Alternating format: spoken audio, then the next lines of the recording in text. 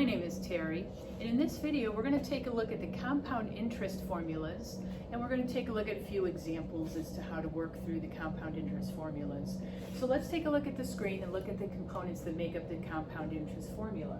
First you have A. A stands for the amount of money that you're going to accrue. T is the principal. The principal would be the original amount that you're starting with, the initial condition if you would. So the amount you're going to start with. R is the rate. We always enter the rate into these formulas in decimal form. Okay, so if the rate is 3%, we would enter it as 0.03. If the rate is 5%, you would enter it as 0.05. Okay, if the rate is 6.5%, 0.065. Just enter the rate as a decimal. T is time in years. When you enter the time into the formula, time in years. So, if the time was 3 years, you would enter T equals 3. If the time was 6 months, okay, 6 months, then working with these formulas, you would, 6 months is a half a year, you would have to enter 1/2 for T. And then finally, N is the number of times that you're compounding your interest, okay? So the number of times per year that your interest is being compounded. If your interest is being compounded once a year, annually, then N is 1. If your interest is compounded monthly, then N would be 12, monthly for 12 months, okay? If your interest is compounded quarterly, N would be 4. All right, and then maybe if your interest is compounded daily, if it's compounded daily, then N would be 365. All right, so that's how that formula works, and we'll look at a few examples in just a moment. Then what if you're compounding continuously though? Many institutions will compound your interest continuously. So if you're compounding your interest continuously, then you have this exponential function that's involved in your formula. The amount of money in the bank will be the principal, okay, times E, the number E, raised to the rate times time. All right, E is a number. It's about 2.718. It's an irrational number, but that's what E is. Now, the mathematical definition of E, just so we can get a little bit of the theory behind the compound interest formula compounding continuously, E is the limit, right, as N goes to infinity, of 1 plus 1 over N raised to the N power. This is the definition, the mathematical definition of E raised to the first power. That's the mathematical definition, okay? Remember, E is a number about 2.718. That's what it converges to. This expression, it's a calculus expression, it just means that as the N's get infinitely large, N will start at 1, then go to 2, to 3, to 4. As N gets infinitely large, this expression approaches a number, 2.718. If you plug in 1 to this expression, you have 2 to the first power is 2. If you plug in 2 to this expression, you have 1 plus 1 over 2 to the second power, so you're going to have 3/2 squared 9/4, which is 2.25, okay?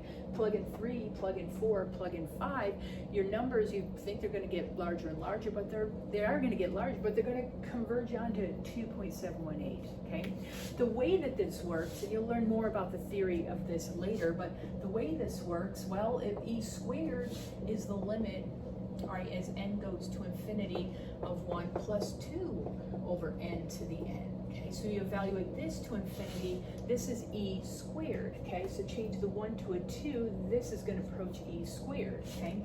E to the third power, well, that's the limit, N to infinity, okay? And you have 1 plus 3 over N raised to the N. This is the nature of how this formula works, okay?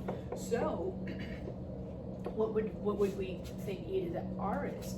Following this pattern, E to the R would be the limit as N goes to infinity, 1 plus R over n to the n power. That's what e to the r is, okay? So so we're taking n, and remember, n is the number of times a year that you're compounding. If we're going to compound continuously, then n is going to infinity, okay? N is getting bigger, but you're just going to keep compounding over and over. This is what the expression comes to. So what we have, our interest formula, you have the principal, and then you have 1 plus r over n to the n times t. This is our interest formula, compounded n times a year. What do we do when n is compounded? What do we do when n is compounded continuously? Well, then n is compounded continuously. We have to take this expression. Remember, n is going to infinity. So we take this expression right here and we substitute in e to the r, okay? So this is the amount of money in the bank is principal, and this expression is e to the rate times time.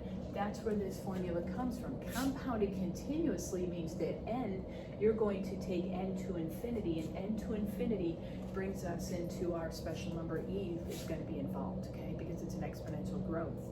So this is where the formulas come from. A little bit of theory background is, let's take a look at a couple of quick examples, okay? So let's take a look, example number 1.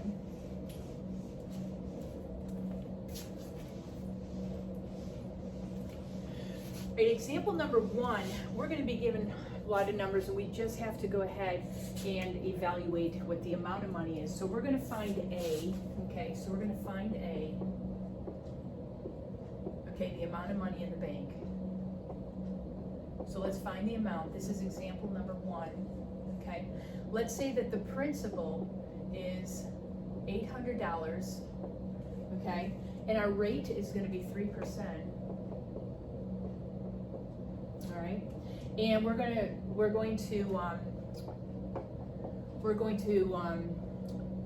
use for time. Let's use 5 years, and let's say compounded daily. All right, so when you look at the word problems in the book, they're going to give you the information. They're going to just tell you what you're looking for. So we want to find the amount of monies.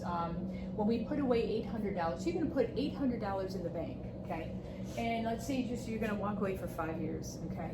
When you come back 5 years later, let's say your rate of return is 3%. So compounded daily, how much money are you going to have? Okay, so first thing we want to do is we want to look at our two formulas here. So are we going to use the PERT formula, okay, the principal times e to the rate times time, or are we going to use this other formula? Well, that all depends on how many times a year it's being compounded. If compounded continuously, we use the compounded continuously formula.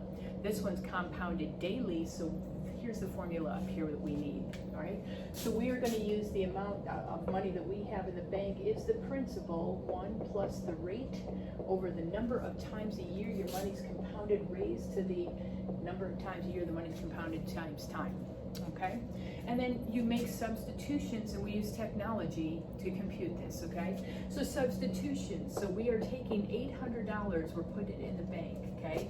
And then you have 1 plus, now remember the rate needs to be entered as a decimal.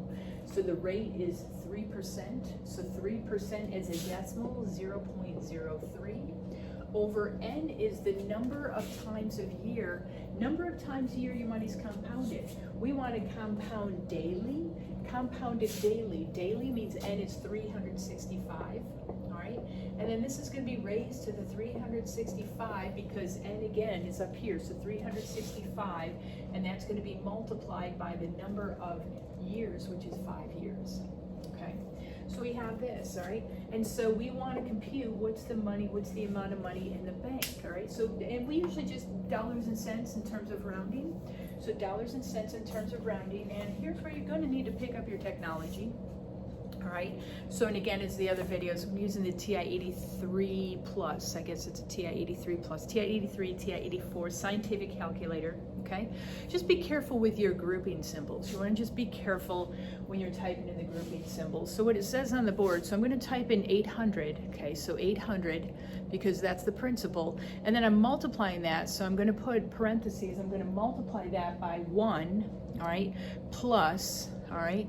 Now, order of operations, to make sure my order of operations is okay, I'm gonna take that fraction, 0.03 over 365, I'm going to put that in its own grouping symbols, okay? So just, I'm going to put parenthesis 0.03 over 365. I'm going to put that in its own grouping symbols, okay? So I'm going to put that in its own grouping symbols, and I'm going to close another parenthesis for my 1 plus the rate over r over n, okay? Because I want to take that whole binomial expression and I need to raise the whole binomial to the exponent. So I'm going to hit the caret button. I want to raise that whole thing to, now in parentheses, I'm going to write what is my exponent? 365 times 5. So calculator syntax, but just be careful, okay? So be careful. And then you go ahead and hit enter, $929.46, okay? So $929.46, and I'll write this on the board. All right, $929.46. All right, and that's our answer. So this is it, and you want it to be a realistic answer. So usually, if you typed it in incorrect into the calculator, you'll figure that out when you see that, you know, where it's going. I mean, if you're putting $800 away and you're walking away and coming back 5 years later, you're going to have, you know, if you have a positive rate, okay, you're going to have a little bit more money in there. Okay, so just you want to, make sure that it's a reasonable and logical answer. Okay, so if you put $800 away and you walk away for 5 years at a rate of 3%, you're not going to come back and find $10 million there, because that would be, so just check your answer and check the way that you set up your grouping symbols. Okay, so here's example number 1. So example number 1 gave us all the information we need, which is basically plug into the formula.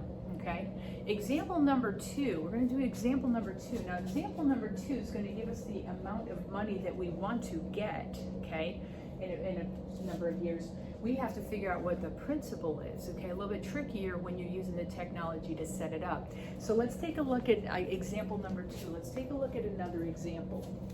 All right, so let's go ahead and erase this. And so, and again, example number 2, we're going to find the principal needed. Okay, so example number 2, find the principal needed. So this will be a little bit of a different structure. Find the principal P if your amount of money, so we want to, let's say we want to accrue $900. Okay, so we want to figure out, we want to accrue $900, okay? Let's say for this rate, we'll say for this rate 8%, all right? And for time, let's say over 7 years, all right? And then for compounding, let's say compounded monthly.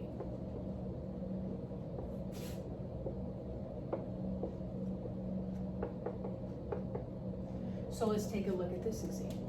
All right, so we want to figure out how much money do we need to put in the bank, okay? How much money should we put away into the bank in order to gain $900 in 7 years at 8% rate of return, okay? So in compounded monthly, well, we take a look at our formulas here and which one are we using, okay? So then you have to use the 1 plus the rate r over n. We're going to have to use this one, okay? Not the PERT formula, because we're not compounding continuously again, okay? So we're compounding monthly. So compounding monthly, so you're going to have, so the amount of money, all right? So the amount of money in the bank is going to be P times 1 plus r over n, okay? Raised to the n times t. We need to use this formula again, okay? However, here we're finding the principal that we need, okay?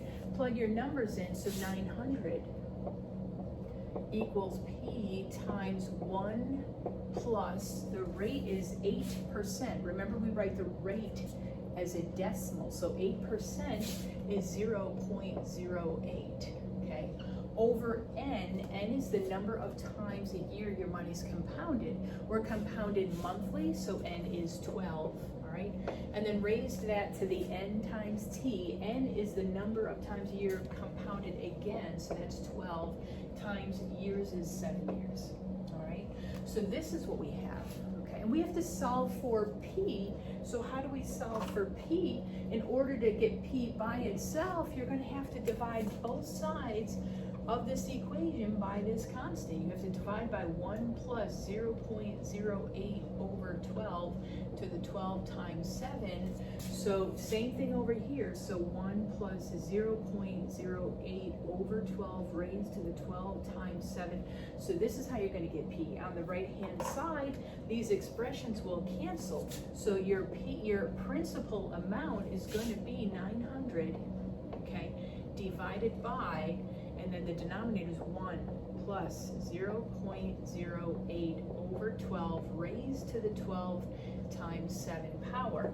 We want to come up with an expression for the principal. How much money should we put in the bank? We want an expression for the principal in dollars and cents, okay? So you're going to have to take this, put it in your technology, and get it to round it to the nearest cent of an amount of money. All right, so let's take a look at how we'll do this, okay? So grab your technology. All right, let me clear out the last problem. And so just be very careful, okay? So you want to take $900, so I'm going to start with just 900, right? 900 is in my numerator, and then my denominator, so I'm going to put a fraction bar, okay? Now I need to put my denominator in, okay? So my denominator, I need to group my denominator, set of parentheses, okay? So I'm going to put a set of parentheses grouping for my denominator, all right? So I'm going to take my denominator, and I'm going to put 1, okay, plus, and what do I have here? 0.08 over 12, and that gets its own grouping, okay? So parenthesis 0.08 over 12, close parenthesis on that fraction, close parenthesis on the grouping for my denominator, okay? And then that denominator gets raised to, so caret key, raised to in parentheses the 12 times, what's my exponent there? 7, 12 times 7 power. Okay, so here's my grouping symbols for the for my denominator. Okay, so and then you hit enter. Okay, and it says $515.04. $515.04. All right, you want to be careful with the grouping symbols. So you're going to have to take the 900 in the numerator. Okay, so the 900, and then you want to divide the 900 by, when you put the denominator in, you need to put grouping symbols to represent the denominator, grouping symbols around the expression, okay?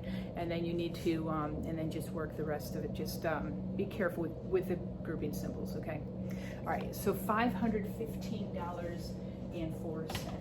$515.04 for our answer here. $515.04, and here's your answer, okay?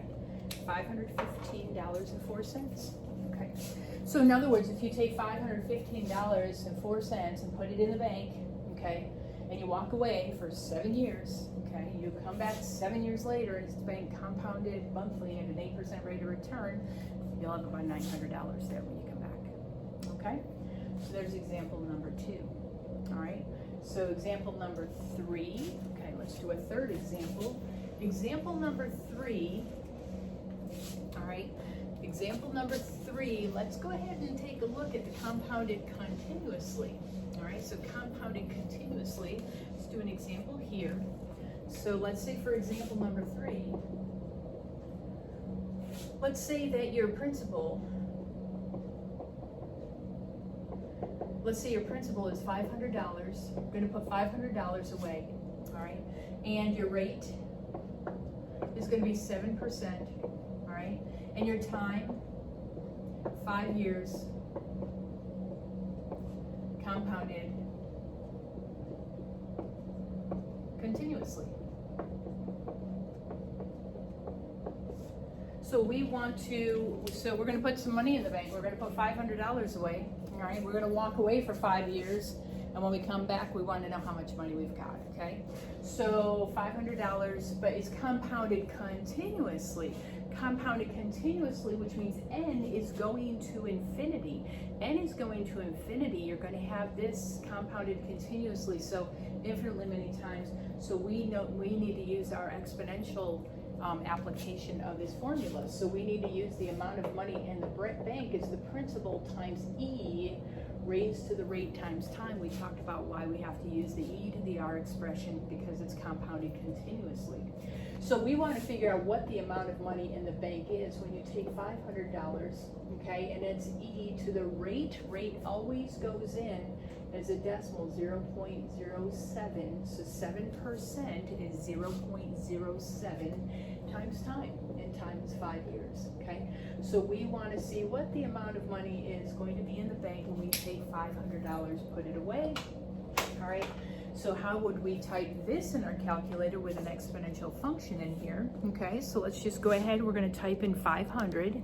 All right, 500, and it's being multiplied by, so you can hit the multiplication sign over here. So 500 times, okay? Now, where's the E button? Your E button is down here. It's on top of your natural log, if you can see it there. Top of your natural log, you see e to the x?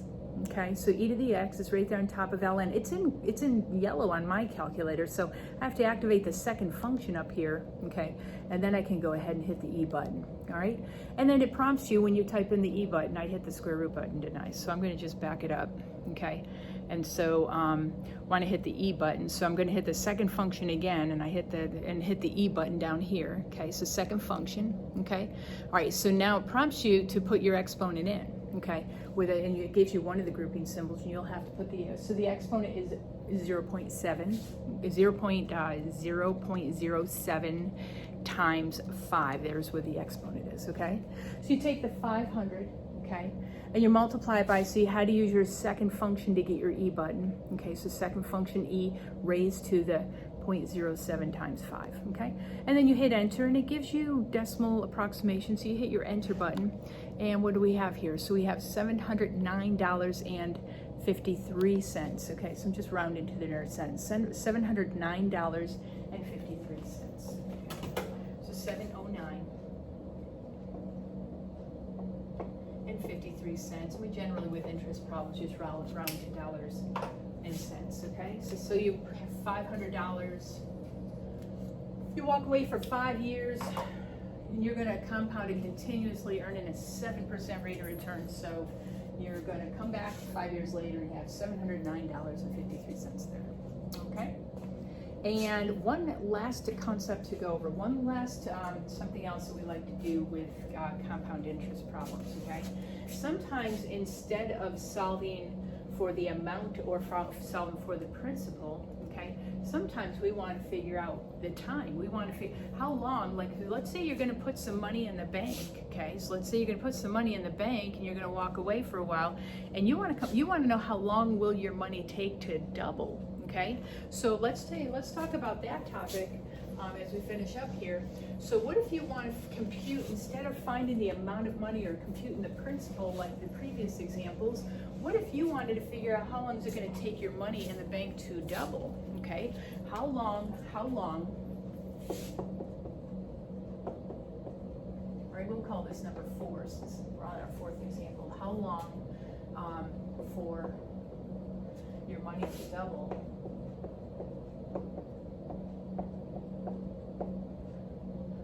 when invested at, let's say, 8%, right? Compounded continuously.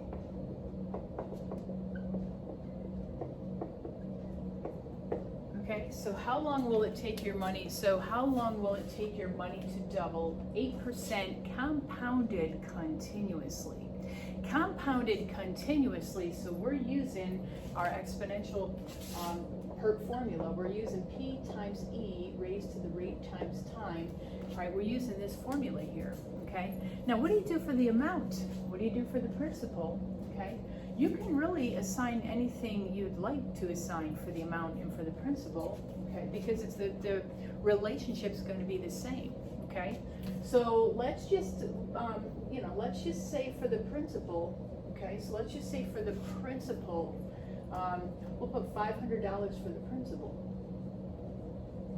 Okay, so we'll put $500 in for the principal. Well, now what are we doing here?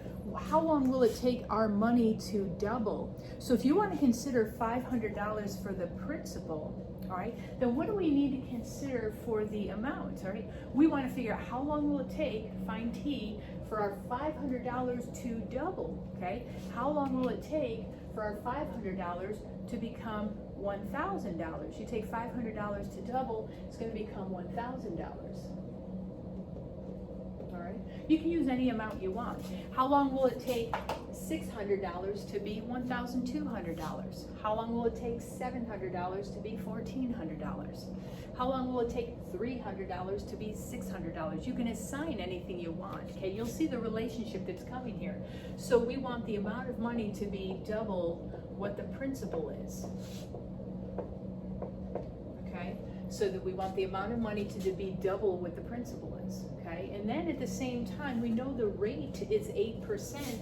You can put that in right here. We can go ahead and put 0.08 in for the rate. All right, so you can put that in. Okay, now what do we have to do? The variable we're solving for is in the exponent. How do you get the variable out of the exponent so we can solve for it? We are going to need to natural log both sides, but before we natural log both sides, you have to isolate the exponential function. Okay, went over this in my last video on solving exponential functions part 2 if you needed to see the math behind solving these. Okay, so we want to solve for time. It's in the exponent. We're going to need a natural log both sides. We can't natural log both sides until we isolate the exponential function. The 500, we need to divide both sides by 500. Divide the left and the right by 500. Okay, so divide both sides of the equation by 500. The left side you have 2. The right side you have e to the 0.08 times time. Okay, now you will always end up here at this step, always. Okay, no matter what you plug in for the principal and the amount, you're always going to have this step. Okay, if you put in 400, how long will it take $400 to be $800? Divide by 400, you get 2. How long does it take $300 to become $600? Divide both sides by 300, you get 2.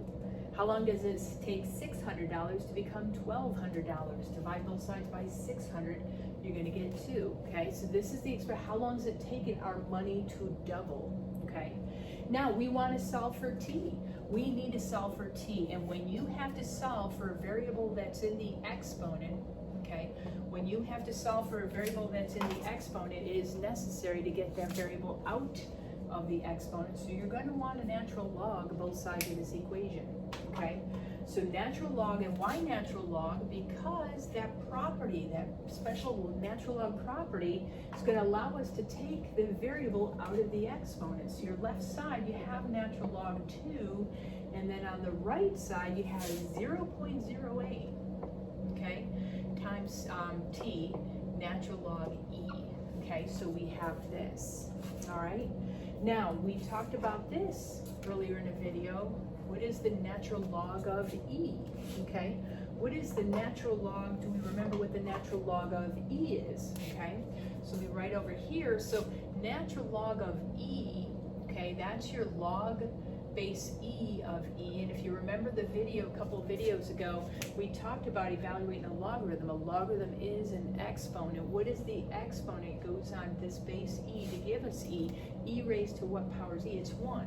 Okay, so ln e is 1, right? ln e just goes to 1. So then this equation becomes natural log of 2, okay, equals 0.08 t. Right? Remember, natural log of e is 1, all right? And we want to solve for time, okay? So to get time by itself, we're solving for time. You're going to divide by 0.08, both sides by 0.08, okay? So your final answer here, these cancel out, so ln2 divided by 0.08, that's what time is, okay? So we usually like to generate the time more as a decimal so we can see how many years, okay? So how many years is it? So you can grab your technology, and natural log 2 divided by 0.08, so just on your calculator, hit the ln button, so ln, okay, 2, all right? And then I'll close the parentheses since it's prompting me, okay? So ln2, we want to divide that by 0.08, so 0.08. We want to divide that by 0.08, okay? And hit enter, and it gives you an approximation, 8.664 years, okay? So a little over 8.5 years, right? So, so your time works out to be 8.66 years. So if you put money in the bank, really doesn't matter how much money, okay? If you put money in the bank and you know that you're going to earn 8%, okay? You're putting money in the bank and you're going to earn 8% rate of return, okay? All right, how long will it take your money to double? About 8.66 years, okay? So if rounded up to the nearest years, about 9 years, okay? There is something out there that they use in maybe in the finance world, maybe some financial planners think this way, called the rule of 72, okay? So it's not, I mean, it's just an approximation, but rule of 72, okay? Just if you wanted to do a little bit math in your head, the rule of 72 tells you, gives you an idea, a ballpark figure of how long it would take your money to double. If you want to try to figure out in your head, all you have to do is take, for the rule of 72, you take the number 72 and you divide it by the rate, but don't change it to a decimal, just divide by the rate. Okay, so for example, take the number 72, the rate here is 8, right? So take the number 72 divided by 8 is 9, okay? So 72 divided by 8 is 9. It'll take about 9 years, 8.66 is exact, but is a little bit more precise, but so about 9 years for your money to double. Okay, so that's number 72 is just a lot of factors to 72 make things work out evenly. All right, so if you're going to put money away at about a rate of 12%, okay, so 72 divided by 12 is 6. It'll take 6 years for your money to double. Okay, so if you put money away and your rate of return is 2%, 72 divided by 2, it'll take 36 years for your money to double. Okay, so a lot of retirement accounts work, you know, $5,000 in a retirement account, if you're earning, you know, 12% rate of return, okay, which is great, okay, but it just, you know, 72 divided by 12 is 6, so if you have $5,000 there, in 6 years, your $5,000 will become $10,000, you know, and in 6 more years, your $10,000 becomes $20,000, all right?